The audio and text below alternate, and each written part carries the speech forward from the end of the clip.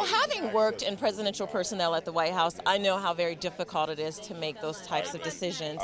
And the decision isn't made in a vacuum. There are many people who are involved. So when the secretary called for her resignation, I'm sure that he did it thinking he was doing the right thing. But the moment that he found out that it wasn't the proper thing, corrective actions were taken. And the president called her and offered her a better job. And so, I think that it's a situation, I think it's unfortunate, but I think that the best has come out of it. She is going to serve this country and continue to serve as a political appointment. 20 years ago, you could get away with anything.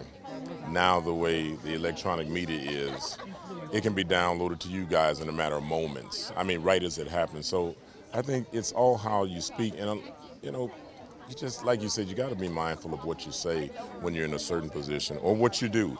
But what she did was in her past. It shouldn't have anything to do with her future. But I'm glad President Obama stepped up and apologized to her, because I think that's what she really needed to be validated. Well, it's the curse of new media. New media is certainly very helpful when it comes to doing good, but it can also it can be dangerous, risky, and detrimental to what you're trying to do, because sometimes people that are bored, that sit in some cubicle somewhere in the Midwest, have nothing else to do but to slander and to make people look bad and cut stuff together. And so unfortunately, as a person in the public eye, you have to be aware of those things and I guess act accordingly.